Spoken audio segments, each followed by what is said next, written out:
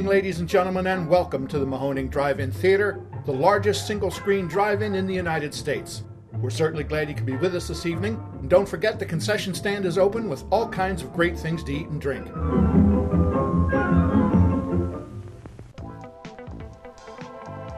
89.3 Mahoning Drive-In Radio, your old friend Virgil back once again for another exciting episode of the podcast. As you guys know, the only podcast dedicated to the love and revival of our beloved drive-in culture. And we're so excited as we're moving into our 2023 season. And every drive-in across the country is now thriving as the beautiful weather is sweeping across the land. Joined as always by my co-host and general manager extraordinaire, Mark. Say hello, my friend. Hello. Also joined by projectionist, owner of the Mahoning Drive-In Theater, King Jeff. Say hello, my friend. Hi, everybody. And as we continue our Owners series on the Mahoning Drive-In podcast, we've been so blessed, having so much fun talking to the folks that make up the cinematic landscape across the country and beyond. And it really is such a treat to not only be able to promote them, but also become friendly with them, because we really are like-minded, living the same lives, just in different areas of the country. And today we're so lucky to have Jeffrey Riggs, owner and operator of the 21 Drive-In out of Missouri, which was built in 1952. Welcome, my friend. Hi, guys. Hi. So excited to have you. I follow you guys on social media, and I have been following you guys for a while on the social media.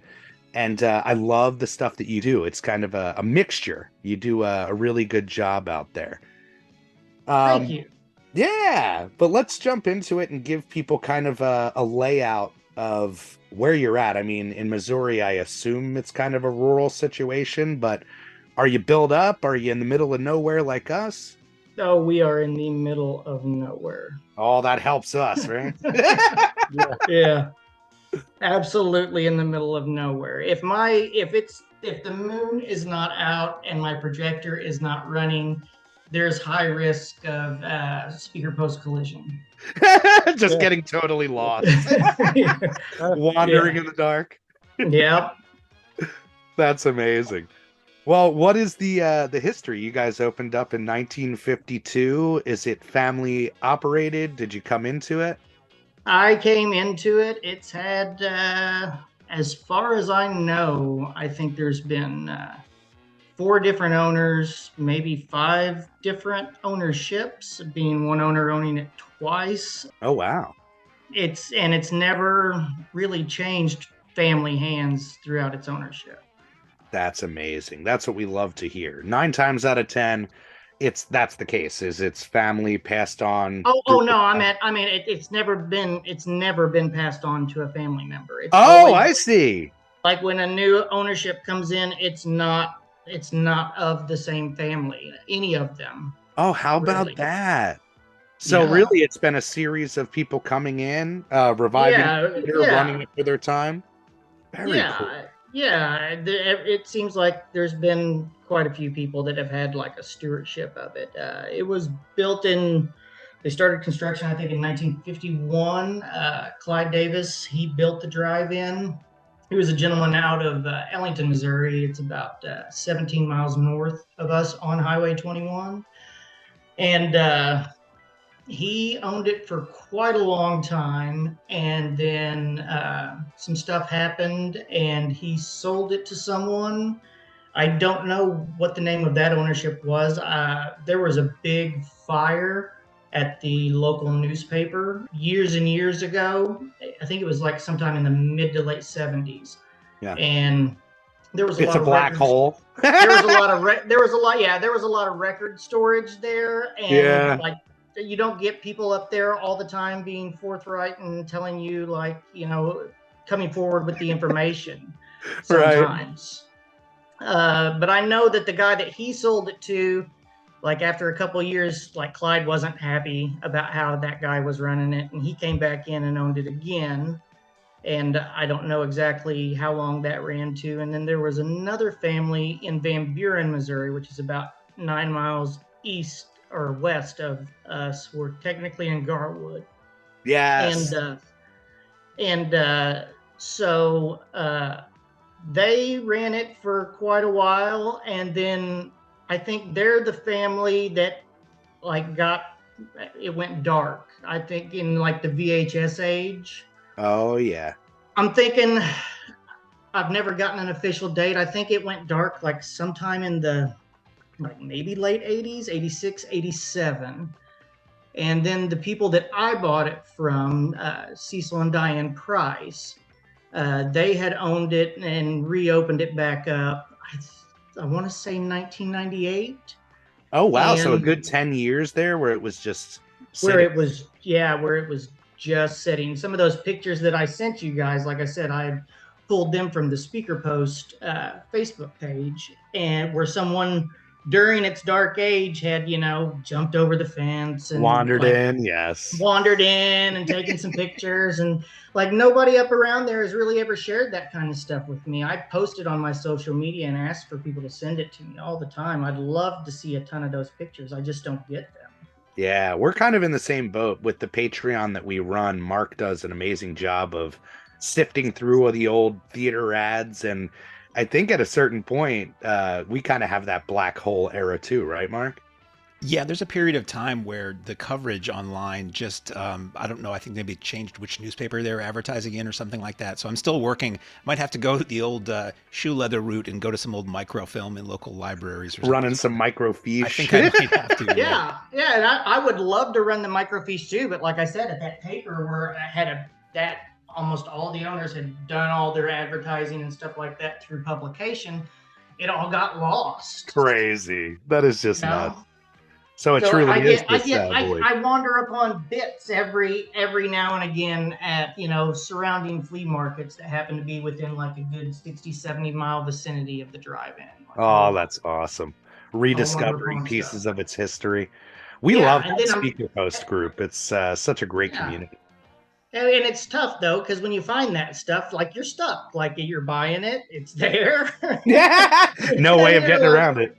Yeah, there's no, like, it's unacceptable not to purchase it, especially if it's like during a weekend where I'm wandering around probably still wearing 21 drive-in attire. Gear.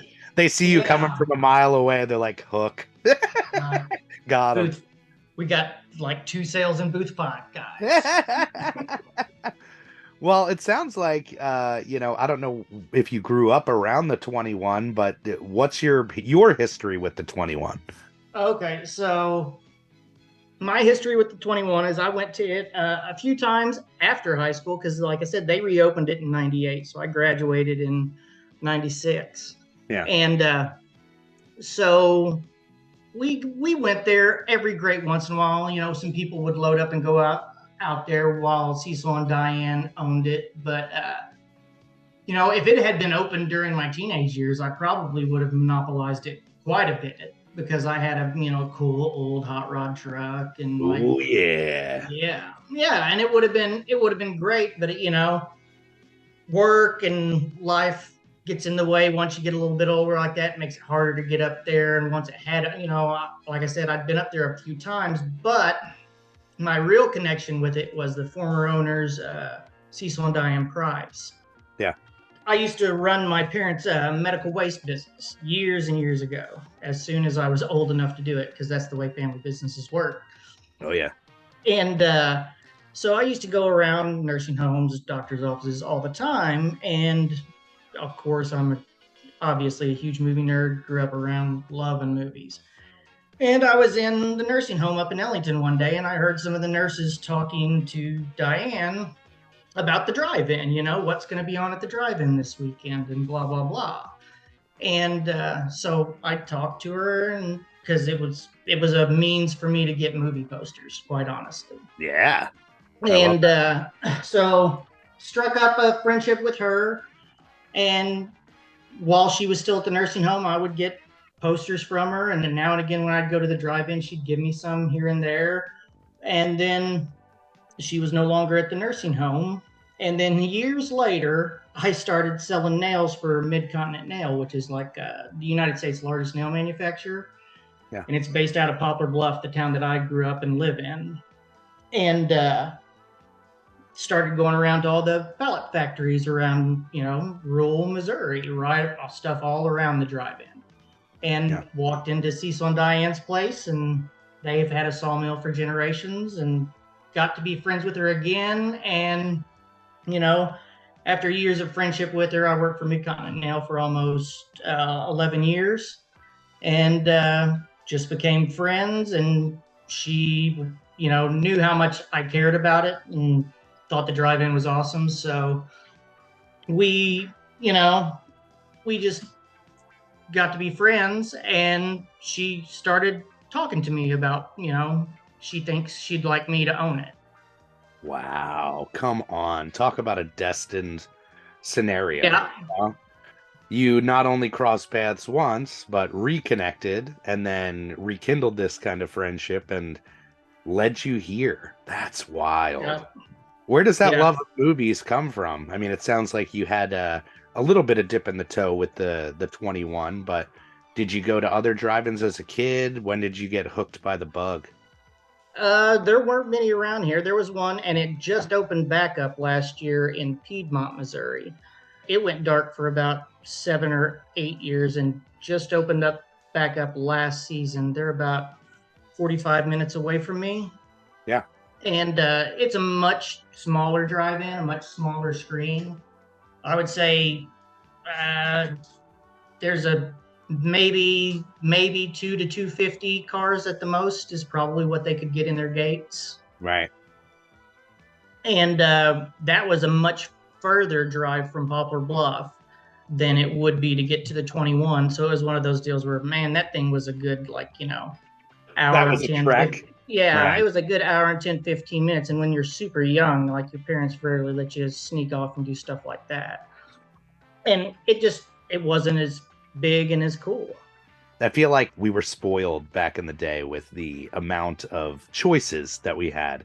In PA, we're very lucky because we have so many, but Oh yeah, I've researched some of that early drive-in era East Coast stuff, and they were just everywhere. It's insane, and that's really what we're trying to bring back with this love and appreciation of the culture. Is there was something truly lost when a lot of these communities lost their community space to go and enjoy movies together and just enjoy each other together.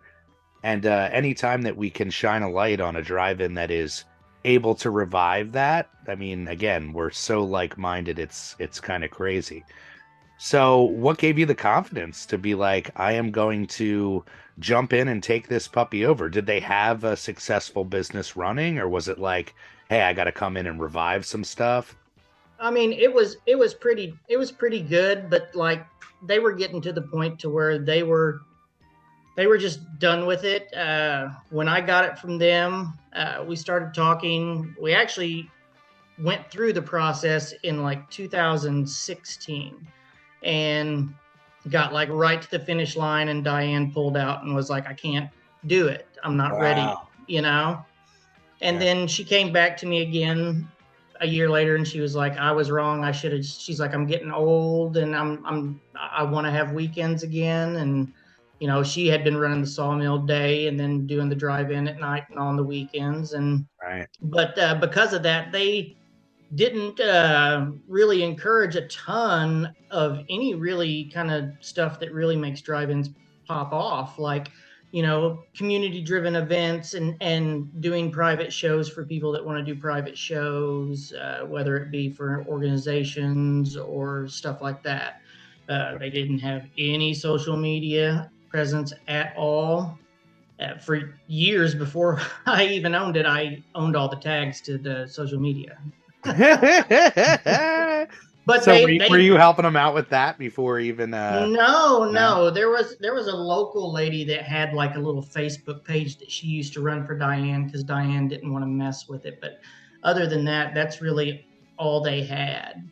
Right. As far as in the internet atmosphere, and because they went for so many years without getting big community involvement with other people and other businesses and stuff like that, it just eventually became really a non-option. People just didn't ask, know.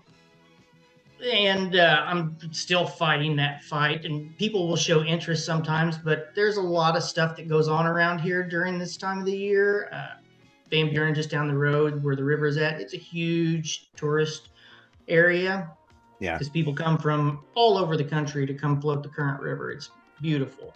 But we would always tell them, come here and spend all day over here. There's tons of stuff around Van Buren and Ellington. One of the biggest natural springs in the world is right there in Van Buren, Blue Springs. Oh, gorgeous. Yeah, it's awesome. It's a great summer town.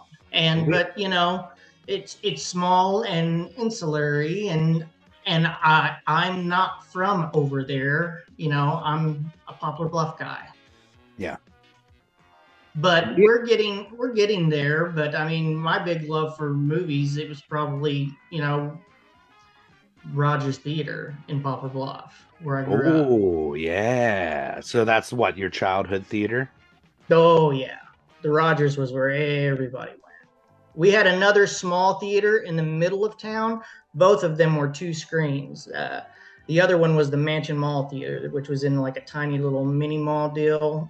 Right. It was a box. It had no character. If you looked up the Rogers Theater on Facebook and stuff like that, you'd see it's like this really cool old looking movie house with like this humongous marquee that like jots out in a triangle. Looks like it's shooting out into the street with the tower and stuff.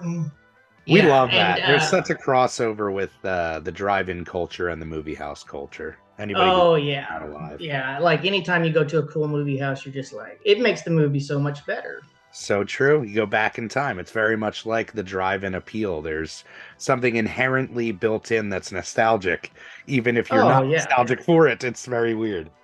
Oh, yeah, you can't help it. Well, it sounds like you're the same era as me. So video store, cable kid. That really hooked cable your kid. My parents always had like whatever the newest scrambler was, even though it was like one of those giant satellite size antennas that took 4 minutes to change the channel, The black you push box. like 502 and then you'd look out the window and you just see the satellite start moving. You're in about 5 minutes ahead of the curve. HBO. Yeah, my parents were so like that. My mother was obsessive. She used to record like everything off of. The wall. It's like, look, if we're paying for it, we're getting our money's worth. Oh yeah, the Everything wall of VHSs with labels on it. Oh my God, yeah. God forbid you record over something they wanted to watch. That's right. It was. I look back on it, and that's really where my obsessive kind of nature began. Is like, anybody who would do that is latchkey kids mass consuming media at a reckless abandonment. That's right. I mean, it's true. It's one of the situations. So how did yours work? Was it a multi-screen? Like what movie theater on your satellite unit? Oh, no! You were growing up as a kid. Well, for us, we had the VCR that you were able to do 2 tapes, and you can go back and forth. So I did personal dubs from the video store, but it was that recording process. She was a big soap opera gal, and like it was like the timer. She was a whiz with this thing. It would come on. You couldn't touch it at certain hours. Don't go in the room. Oh yeah. I was the programming director for my grandmother's Young and the Restless and Bold and the Beautiful. Yes. For certain. But awesome. I mean, the way my parents worked is like you could always watch live satellite, but you just had like one unit. This was back in the 80s, early 90s. Right. But it had 2 feed lines. So one went to like the living room in the basement that had the huge TV, and the other one went to your parents' room. But they always were on the same channel. So like, if there was a crazy good movie that was probably a little bit too inappropriate for you to watch, but you knew it was coming on late, it was always Russian roulette to change the channel. Who's gonna win? Yes. Yeah, in case they were up already watching something. Oh, that's amazing. Yeah, the technology definitely pushed the love of movies, and just the idea back then of being like, wait, I can own this? I can revisit this again? It seems so old man now, but it was like, we are gods. We are gods. Yeah, I remember my dad was a really good friends with the guy. His name was Steve Wisdom here in Poplar Bluff. And for years and years, Showtime Video was the spot. Like, we didn't have Blockbusters and stuff like that in Poplar Bluff, but this local guy named Steve Wisdom like had this super awesome video store here in Poplar Bluff. Had actually 2 locations because he was just killing it. And my dad was really good friends with him, and like we would like get stuff all the time. You know, you'd go to the video store with your dad, and you know Steve would be like, "Hey, he'd like this," and like it's not out for another week. So, but you know, we've got boxes of them in the back. You had a local dealer per se who was like, "Yeah, right, hook you up with the goods." Like, I know, yeah. He's like, "I know you need your fix, man. I know you need it." Evil Dead 2 just came in. Yeah, Got it back. yeah. You'd walk by, like the dream was when you walk by like that very small section, like this big cubicle in the middle of the room where the laser discs were. Oh yeah, royalty, right? Yeah, I'm still a Laserdisc guy. I still have my player. I still collect. I never had any of them. I've watched a few things on them, but You're probably better for it. You know, it's the collecting bug has bit all of us on this call, and it's it's a rabbit hole that you can't pull yourself out of. If you think crates of records are heavy, start moving around crates of laser discs. Yes, I'm sure. Yeah, or 35 millimeter film. That's right. Man, Jeff, I'm here to tell you right now. I watched that documentary, and like watching you guys cut that film together just like makes my skin crawl. That's beautiful. Splicing that, I've always, since I've owned it, the theater's always been digital. I've never had to mess with that. When we arrived, there was very few remnants of that lying around, other than I've got boxes and boxes of 35 millimeter trailers though. Ooh, yeah. We're now best friends. Oh yeah. you got a theater who can put them to good use.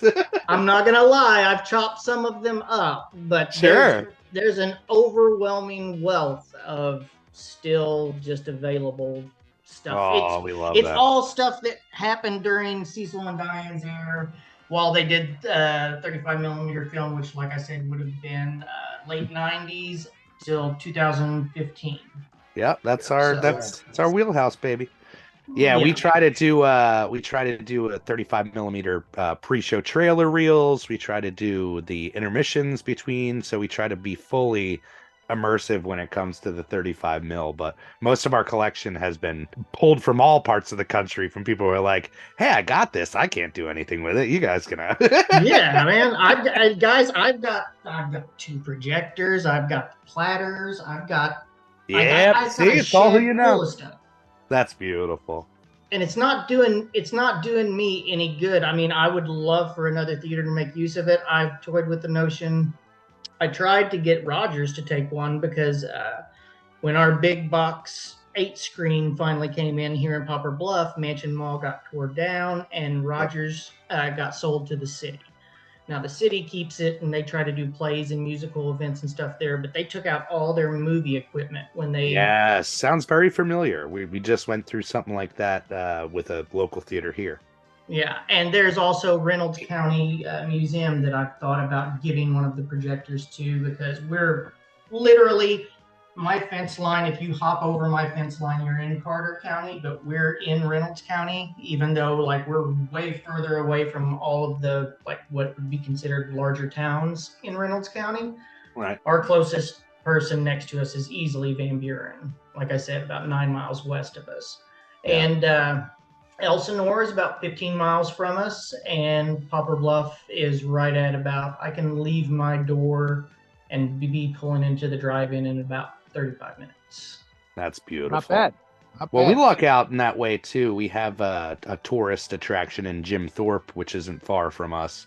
And nice. It's that curiosity thing. We get a certain percentage of people that just are like, "Hey, there's a drive-in in town. I'm going to go check this out." So yeah, I would say my breakdown is probably, since Poplar Bluff is easily the largest town closest to the drive-in, I would say anywhere between 30 and 40% of my audience sometimes comes from Poplar Bluff. The other 30-ish% is a mix of Ellington, Van Buren, and Elsinore. And probably the last little bit of that percentage is the tourists that are in town for the river, or for the springs, or at one of whatever close campgrounds. Clearwater Lake is right down the road from us as well.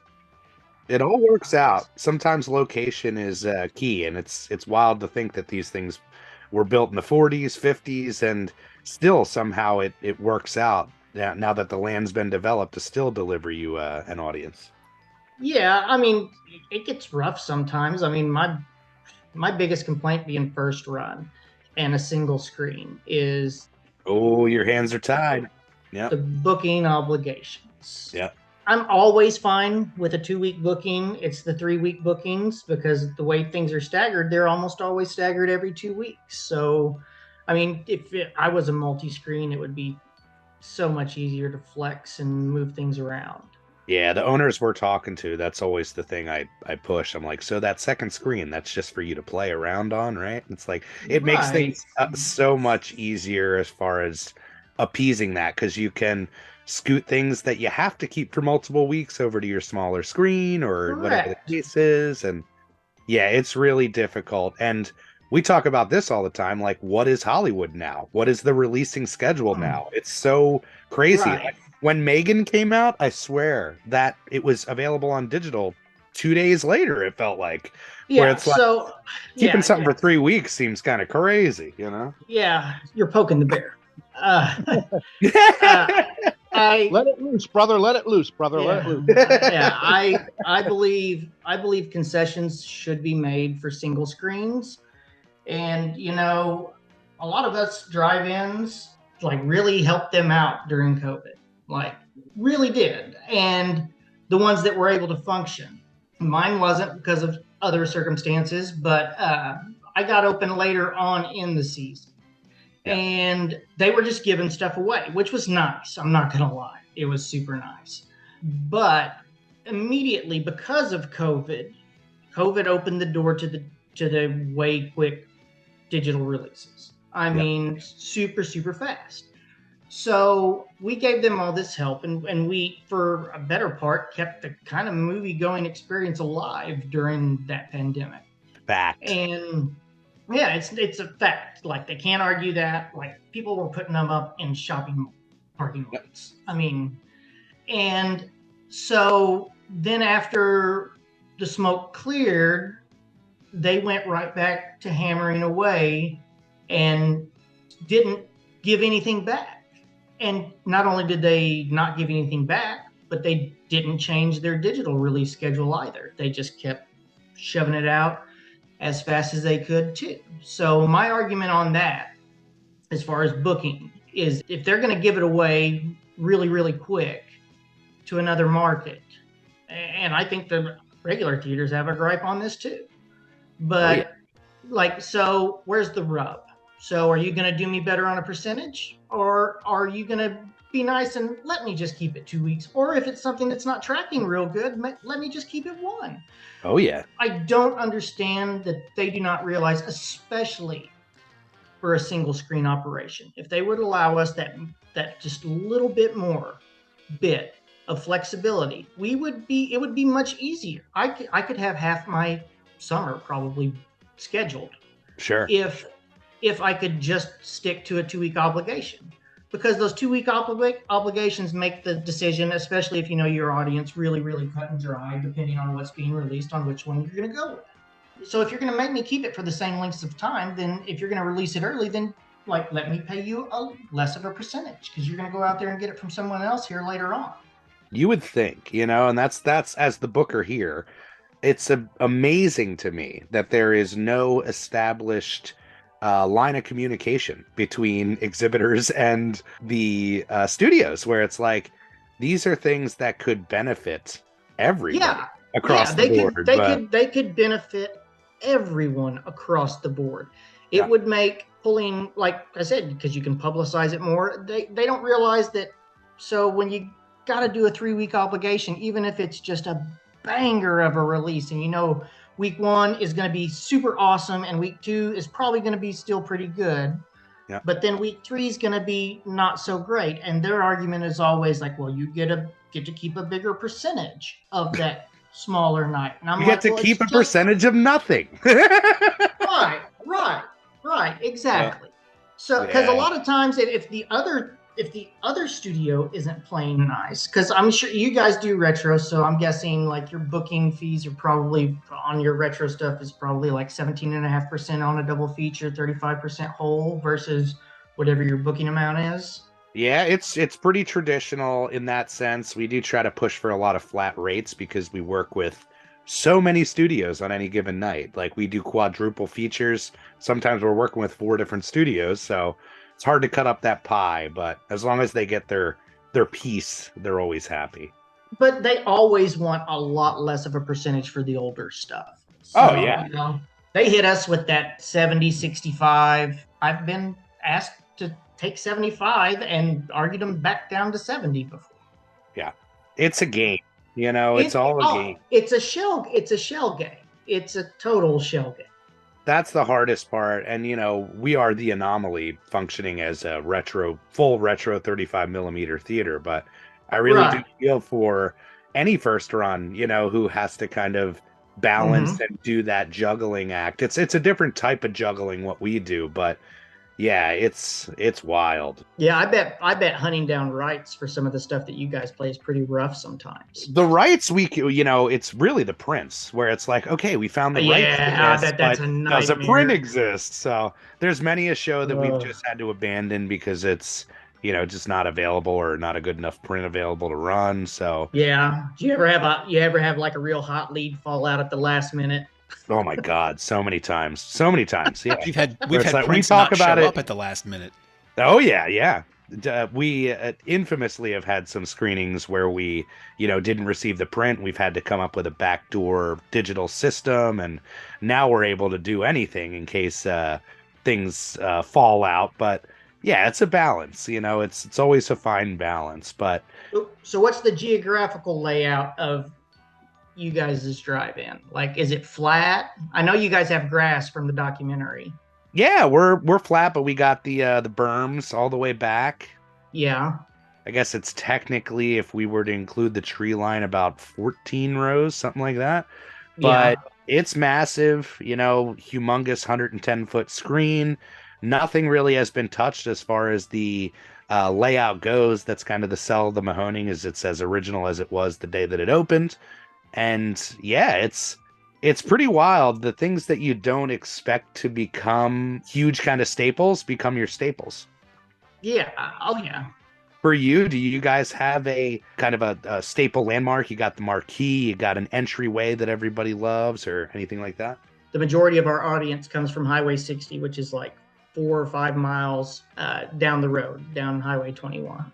And everybody kind of, you start seeing the screen about a good, half a mile to, in between a half a mile and a quarter mile right before you get there. Kind of, if you're coming, before it gets dark, it just kind of pops up, you can see it. Yeah. I forget what the diagonal measurement is. I think it's 100-foot screen. My measurements are 84 by 36. Nice. About 16 foot off the ground. My geography is built like a theater. When Clyde Davis bought that land to build the drive-in, he bought it because of the way it slopes. So the screen is literally kind of like down at the bottom of the hill, and with each successive road that you go down, I love that. You get lower. So it's kind of built like a theater, but outside, like something like an old Roman thing you'd see. Like stadium seating for your vehicle. Oh, that's too cool. And you park by the speaker post, it does kind of berm up a bit and tilt up. Except for the path that goes like straight from the projector booth to the concession stand. That's beat down pretty good. Not just from me, but from others. Right. So you still have your speakers? Yep. Speakers are still there. Come on. Functioning speakers? Yep. Good majority of them work still. Wow. We get that question all the time, and it's like, I couldn't imagine having the amount of speakers that it would take to fill that lot and keeping them all functioning. The big thing we always talked about, my Jeff, is people walking off with them. They become kind of valuable. I lose about 1 or 2 to theft every year. Yeah. And I've got a box full of replacements that one of said former owners bought at one time and shoved in my shed full of treasures. And every once in a while we got to get out there and do some wiring. Of course, every great once in a while. It doesn't happen very often, but somebody will drive off with one hooked up to their window. Yeah. Don't be one of Hey those guys, people. hey guys, they're super nostalgic and cool, but they don't sound great. They don't sound great. They don't. The tin can The sounding. tin can. But I also do the radio as well. I broadcast on 103.7 FM, and I put a bunch of big Bluetooth speakers up on my concession stand roof and kind of Oh, angle that's them in like a awesome. fan array to shoot out. So like if you're on the first 4 or 5 rows, like you get some pretty good sound. That's fantastic. Now, how does it, I mean, I'm so curious now. Are they all active at all times? Do they have to be turned on? My memories as a kid going to my childhood drive-in, they had the speakers for a very short time and then they came out in the 80s. But the thing I always loved, just like I love on the Mahoning lot, there's this kind of flowing roof of sound. No matter where you are on the lot, Oh there's yeah. always the noise going. So Yeah, and because of the way it's structured, like the sound carries because it's built like an amphitheater kind of. right, And yeah. when we've had bands out there before, I've been hanging out up at the ticket booth, which is a good ways away from the screen. I'd say at least 220 yards. Yeah. And that's where my projector's at as well. And like I can hear them just great down there. Acoustics rocking. And it just bounces off the screen. Yep. And it carries through there. That's amazing. Sounds like a beautiful setup, super inviting. Going back to your love of movies, any kind of choice memories from the old movie house? And also curious what the first movie is that you ran as the owner at the 21. First movie I ran as the owner of the 21 was a double feature of Black Panther. Yep. And Avengers Endgame as the second. That's the way to come out swinging, I'd say, Bad weather. Yeah. And encroaching storms. Okay, but not like, it wasn't one of those deals where, after night one, you walk down to the concession and you're like, that's it. This is it. Is it this easy every night? Yeah, yeah. Just like that, Not so much. But I mean, you have those nights. I mean, we have good nights and we have bad nights. I mean, there's, like I said, the audiences are so split, but we're getting better and getting more people to come. It's just, like I said, there's so many different things going on. And that's the way the world is now. You talked about the challenge that the theater had when cable and the video store was big and prevalent. It was the same situation talking to owners back in the day when the television came out. And it was like, right, we've gone through so many battles and hurdles as an industry. But the one thing that has stood true is people have this need and love and want to get together and go to the movies together. Oh, and yeah. It's kind of proof in the pudding after the pandemic that it's not going anywhere. It's just restructured over and over and over again at this point. Right. And I'm sure you guys' atmosphere, I mean, I'm sure there's a ton of people that do just faithfully watch, even though you guys are repertory, the movies when they come out there. But definitely from what my experience was when I started, that was one of the things that we brought to it when we owned it, was that we started doing a Thursday night movie, an old school retro, just a single feature Thursday night movie, always something old. Yeah. And you never get as big of a crowd on a Thursday night in this area, even in the summertime because people are working. You do get a lot of the touristy people that are in the Van Buren and Ellington area and stuff that'll come out there. But the working people, like the locals, they loved the Thursday night when we introduced that, because for years and years, the majority of the jobs over in that area, when the area is really humming, is summertime. Yeah. So the tourist industry over there is a cottage industry. So all the locals are always, in the summertime, they're busting their humps on that river all day long. Yeah. And like, they just don't have the energy or don't want to people anymore, which I'm sure you guys can get that, because there's times there's times out there where I'm done peopling. Yeah, putting on the song and dance, and you're like, all right, I need a break. Yeah. I hilarious. One of the best runs we had as far as attendance was in 2019. I think it was on that run where we had like all Disney had a bunch of stuff stacked, and like since we booked all Disney, we got a little bit better of a percentage, but they were stuff that it was Toy Story 4 and the new Lion King and the new Aladdin and all Oh this stuff yeah, that people were jonesing for really hard. And I got to give them a double Disney, which they can't resist. yeah. And it was just bonkers. So we went like, I think 5 or 6 weeks solid of what I would consider high volume children. Yeah. And we were about a week and a half away from the end of that booking run that I had made with them. And one of the girls in the concession stand was like, "What are we playing next weekend?" And I just laughed. I said, next weekend is all Anything without a child. Everything. And we did horror for 2 straight solid weeks. Attendance was much lower. I'll be honest, I wasn't upset about it. Yeah, you got to take your breather every now and then, Yeah, the horror crowd is a different crowd, that's for sure. Oh yeah. Well, how do you work your pricing? You do carload? Is it per person like us? We do per person. When we do the retro nights, we'll do $10. We'll do $10 for a carload. But during a regular business night, ages 11 and up is $10. Ages 10 to 6 is $2, and 5 and under gets in free. Come on, you can't beat that. No, you can't.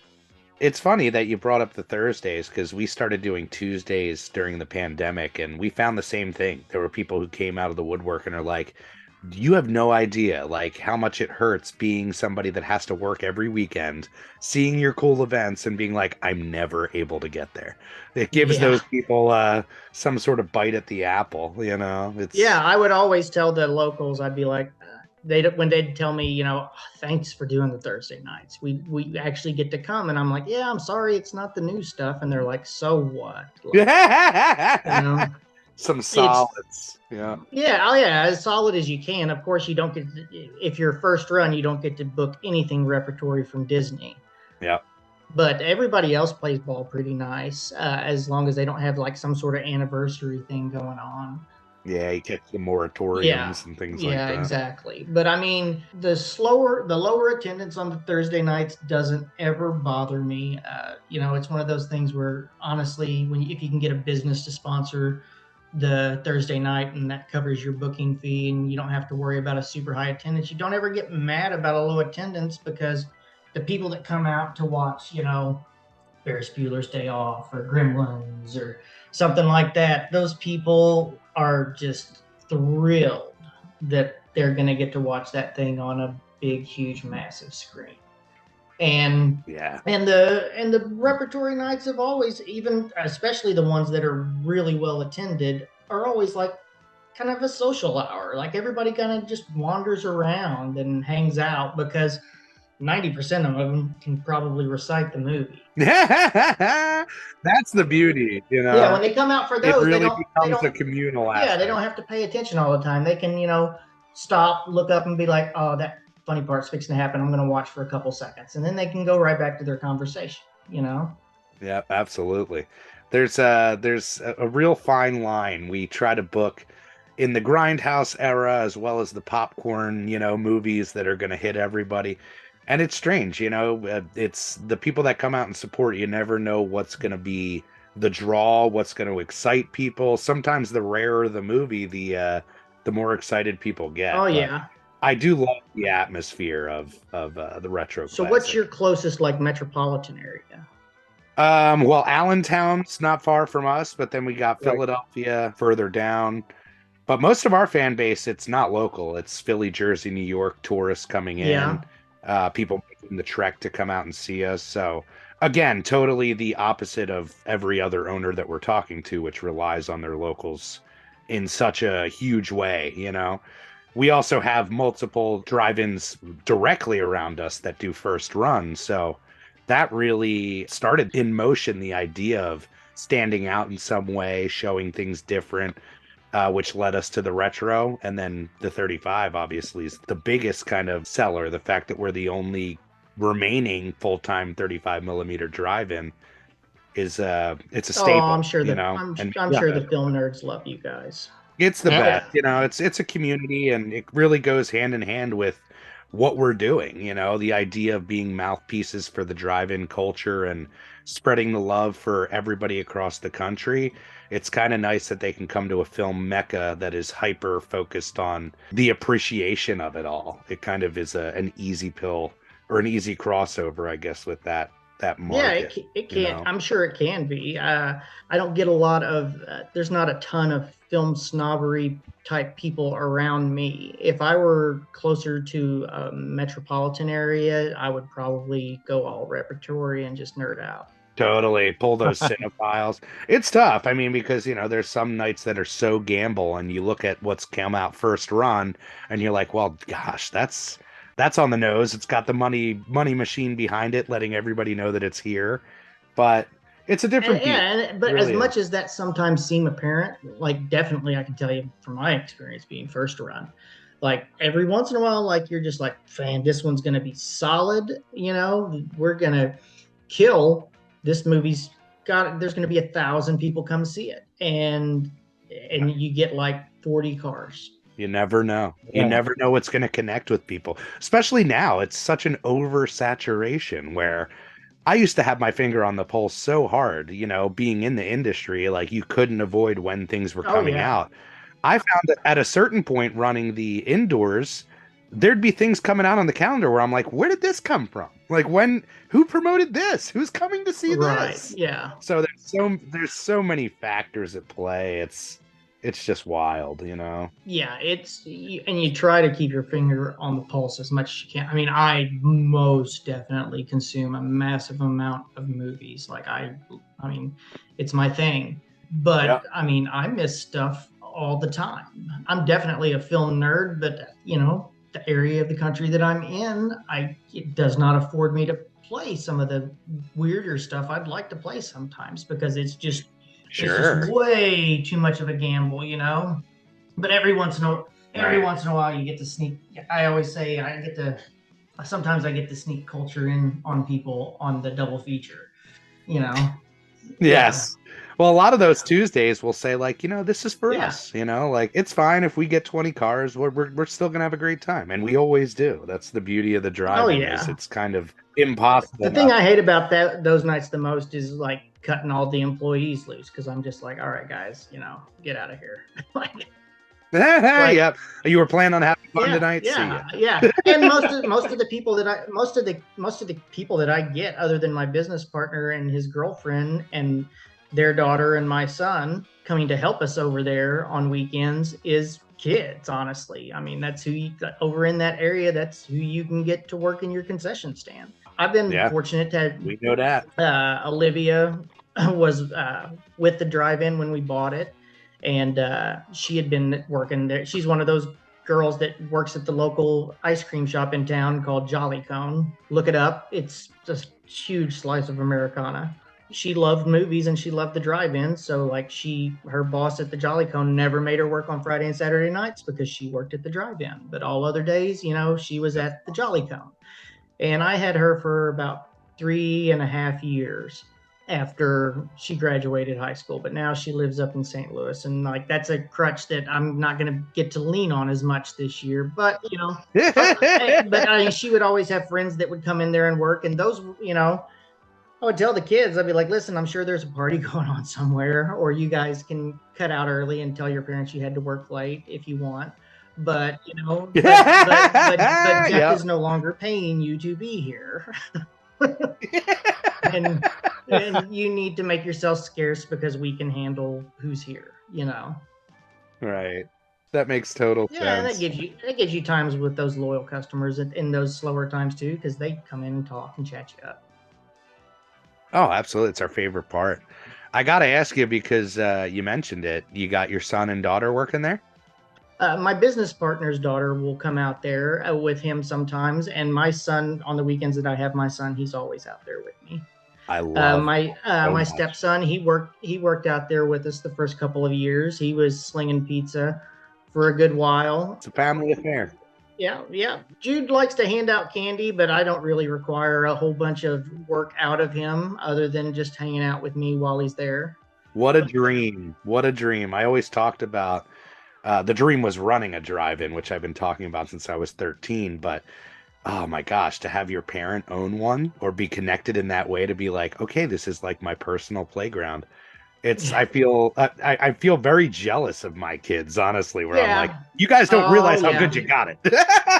Yeah, exactly. Yeah, so yeah, that's the thing too. It's like I'm sure that's something that you've talked to other drive-in owners about, especially all the drive-in owners who are digital. I mean, it is kind of a cool toy to have. Yeah. Like, Oh yeah. It's there's I mean, many a night where I'll go and I'll be like, on the lot late with Virgie.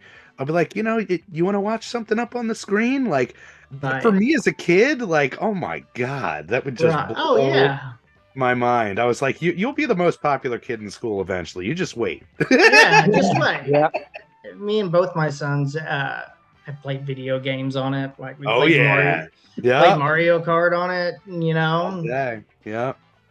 That's what you gotta do, is lean into it. It's a lifestyle, it's a culture, the late nights, the Oh yeah. nonstop, it really is something that you have to embrace and really love to make it work, and Oh yeah. sounds like you're doing it. So you mentioned the pizza. We were looking at your website and literally drooling over your concession items. Yeah. Tell us about what's popular and get into these specialty pizzas because I want a pulled pork pizza. Yeah, pulled pork pizza is pretty good. Come on. Yeah, we do dessert pizzas. My friend Kristen does it's like a lemon blackberry, and Stop. she does like a peach cobbler. On the busier nights, she'll make a couple of them before like we open the gates and stuff like that, and we sell them by the slice. They're a little bit pricey if you buy the whole thing with the dessert pizzas, but it's too much. Like you can't. You'll literally burst. Like yeah, you can't eat a whole one. My business partner John, he used to do a bunch of competition barbecue and everything, so all the pulled pork that we do at the drive-in, like we smoke it like for 10-12 hours. We're in barbecue country, so Oh yeah.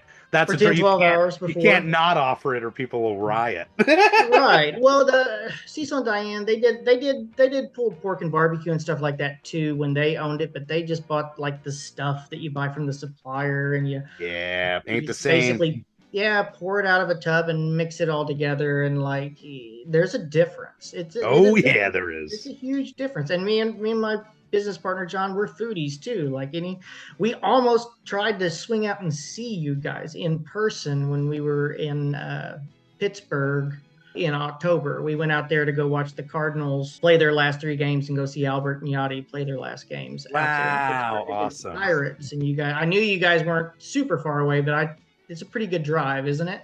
Yeah, it's a Oh, distance. Good 3 or 4 hours, easy. Yeah, 4 hours at least to Pittsburgh.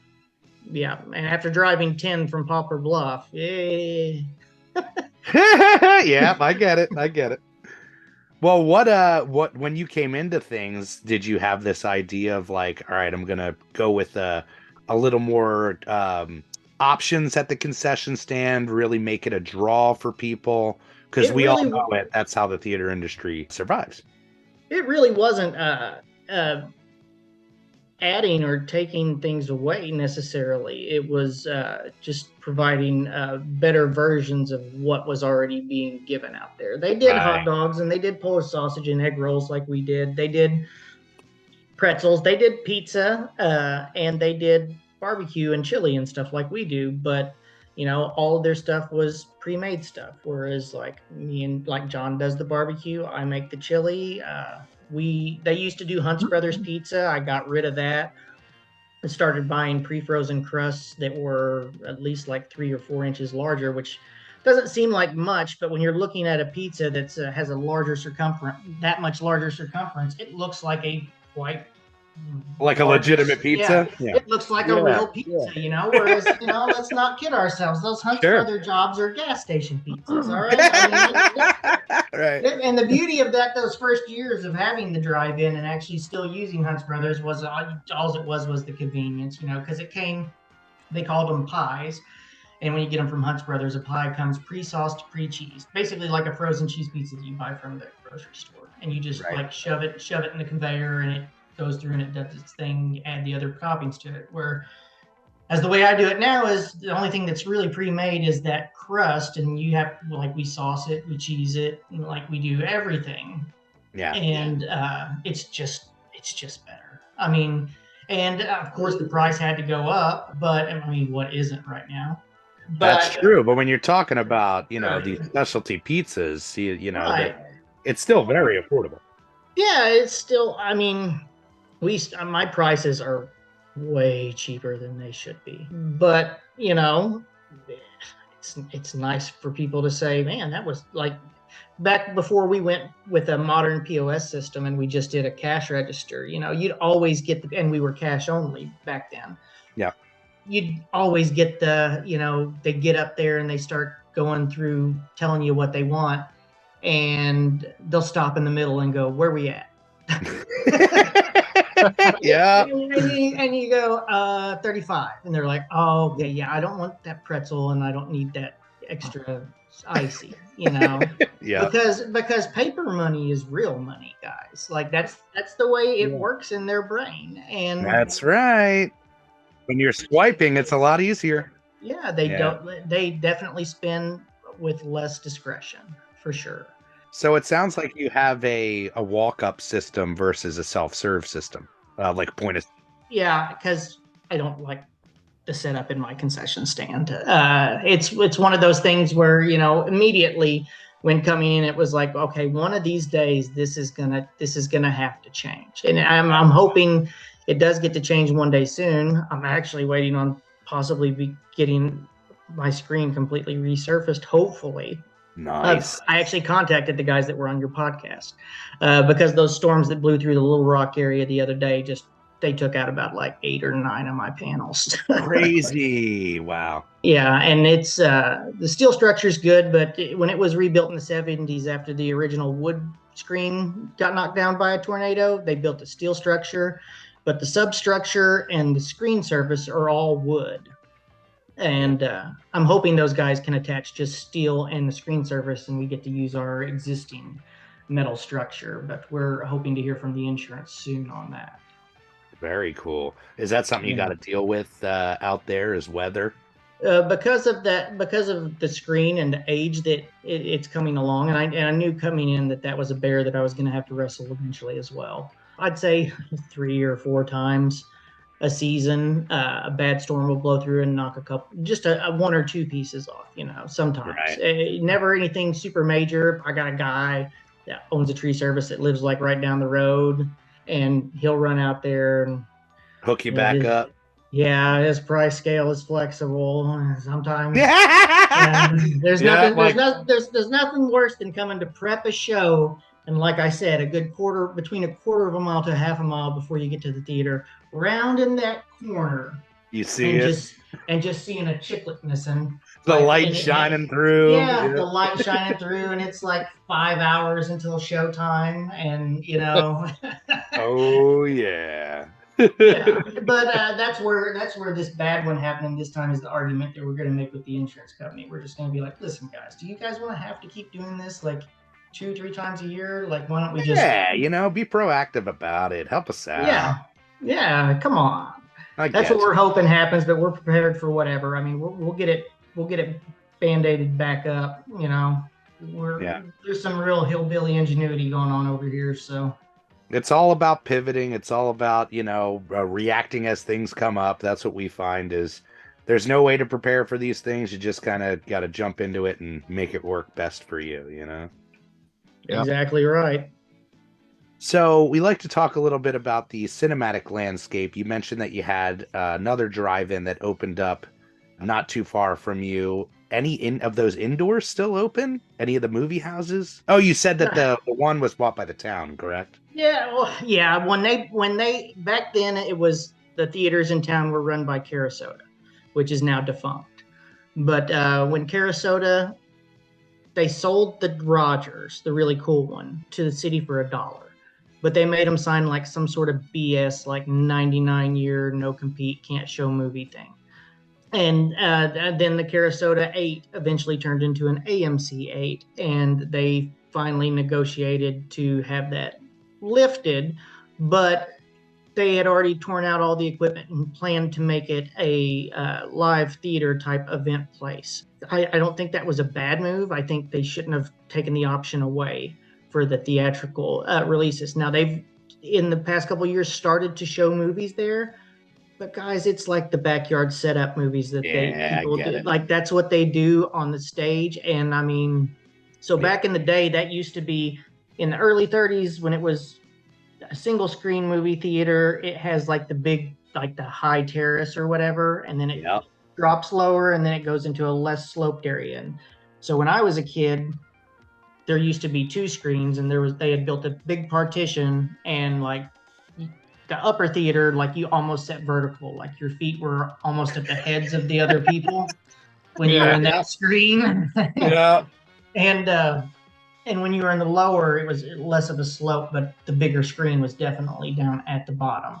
That seemed to be the big thing, as they'd put a screen up in the balcony, and then I mean, it comes back to our drive-in argument. The second screen gave them a larger booking flexibility. Right. No one told me that, but I have no doubt that that's probably why it happened.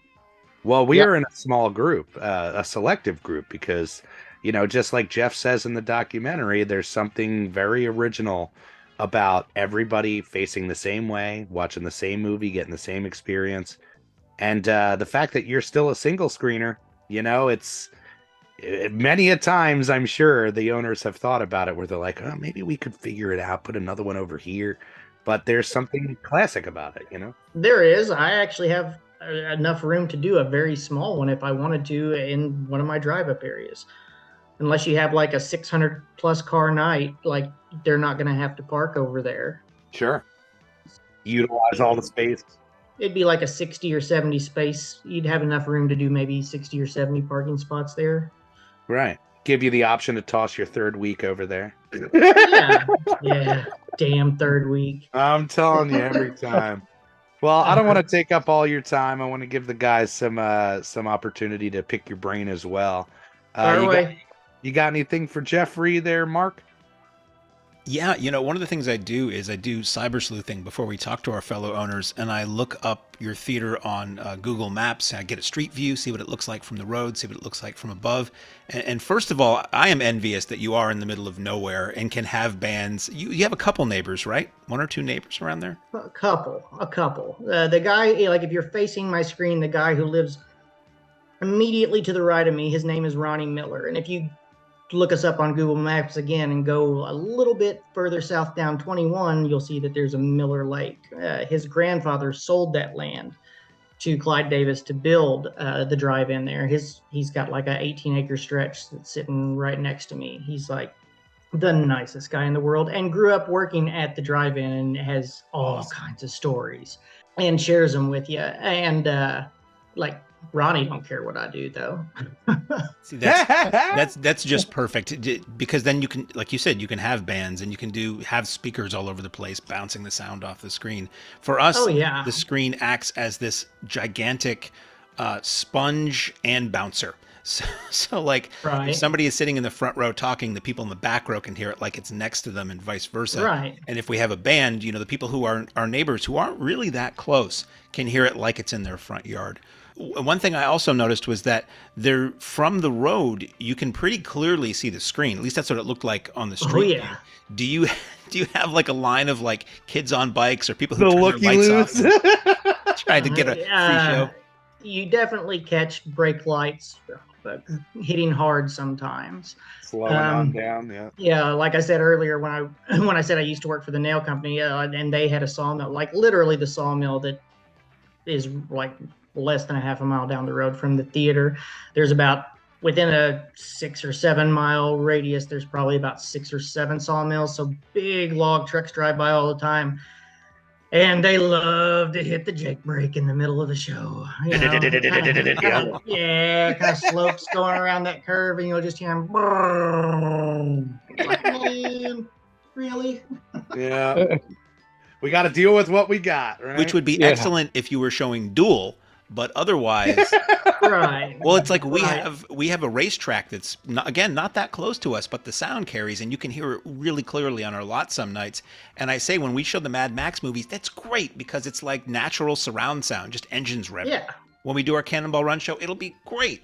But when we're Yeah. showing, Anne of Green Gables, it kind of ruins the vibe a little bit. Yeah. Yeah. I've had raucous teenagers drive by and shoot off fireworks as they're driving by.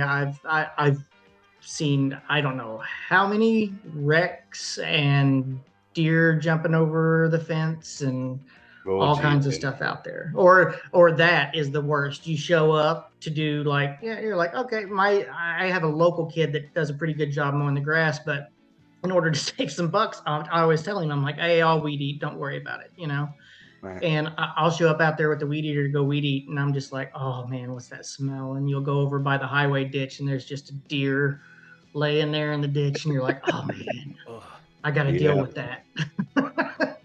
But we have a farmer very close to us too, and once in a while they have cows. Need I say more? And once in a while the wind blows a certain way, and that's the aroma. It smells like a pasture, and I'm like, we're trying to sell hamburgers over here. Yeah. Ronnie like I said, Ronnie's got a nice stretch of land, and it's all fenced off. He's got a couple of horses, and usually about once a year he'll buy about 18, 20 head of cattle, and he'll raise those. It's not like a huge cattle farm or anything like that, but I mean, it's never really that bad. Yeah, it can, but I mean, it's not that big of a deal. Yeah. Well, how about you, Jeff? Any questions for Jeffrey? I was thinking of one. I know when you redo a projection booth and turn it into a digital booth, it basically wipes out everything kind of historic that was in there. It looks like a room with a big square box, basically. But what I was wondering is, did you ever have to do anything extensive in your concession stand, or is it pretty much original? No, so what? Here's Jeff will like this construction tidbit. So I don't know how they dealt with it, but back in the day, there was just like a 2-toilet girls' bathroom, and the guys have like 2 urinals and 1 toilet. And when deal with it. Yep. Yeah, ours is very small, and we always say people must have been tiny in the 40s. So back in the day, the projectors used to be in the concession stand. They were right across the hall from the bathrooms. Okay. So when Cecil and Diane went digital, the projector that they got was really powerful, and so then they physically moved and built it. If you look at our pictures of the drive-in, that building next to the ticket booth, that's where my projector is. It's up. Okay. It's right next to the ticket booth. So the guy running the ticket booth is usually doing the movie too, but I have a digital scheduler on it, and I usually know what time it's going to get dark enough for it to kick on, and I pretty much automate that. So when Cecil and Diane did the digital upgrade, the projector room became a 5-toilet girls' bathroom. Oh, well, you really did change the inside, yeah. Upgrade. Yeah, really, really. I'm sure, I can't imagine what it was like back in the day. I mean, there's nights where it gets, on a busy night, it gets crazy, and there's a pretty good wait for that bathroom even then. So I can't imagine what it was. But one of the things that they did is they didn't do the guys' bathroom. So technically the girls have 2 bathrooms. They still have the little 2-toilet bathroom, but hopefully the key is when we get to do the concession stand renovation that we're going to take down the wall in between the small girls' bathroom and the guys' bathroom and give the guys like a 4-urinal, like 1 commode setup.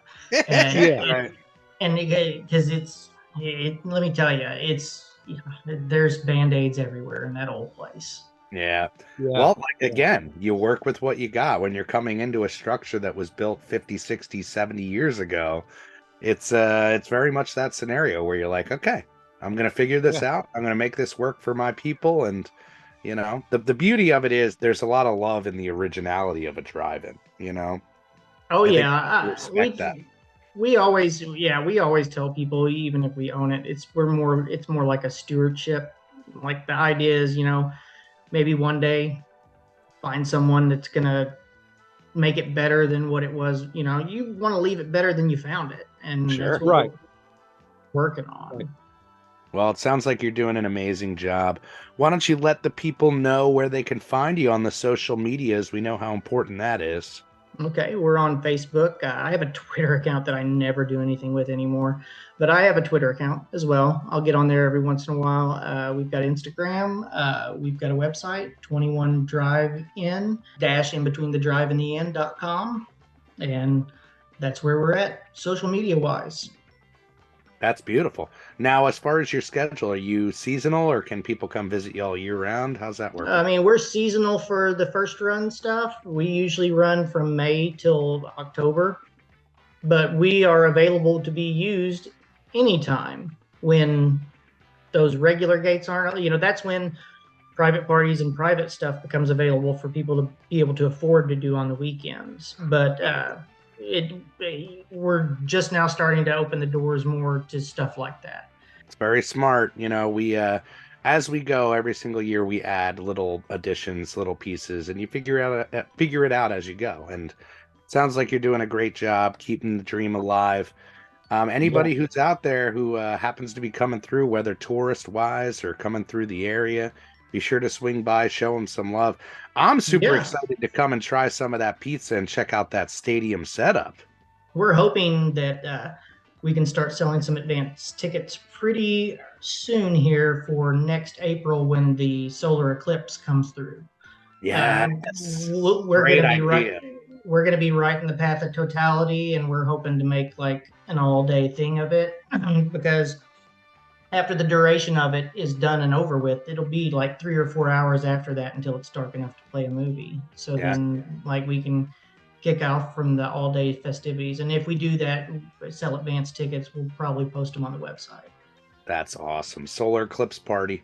Yeah. I keep trying to think of appropriate solar eclipse movies to play when people come out for that type of event, but unfortunately the majority of them are all very apocalyptic. That's very true. Yeah, you just like end on a downer. Hide your eyes, kids. Yeah. Well, thank you so much for making the time for us, Jeffrey. It's been a treat. Keep doing what you're doing. Keep that dream alive. And wish you very much success in the 2023 season. Yeah, you guys too. Love the podcast. It's great. Thank you, buddy. It means the world. And on that note, Jeff, take it away, my friend. Ladies and gentlemen, thanks again for coming out tonight to the Mahoning Drive-In Theater. We hope you'll come back and see us again real soon. The exit is on the right-hand side of the screen at the front of the field. And most importantly, have a very safe trip home. Good night and God bless you.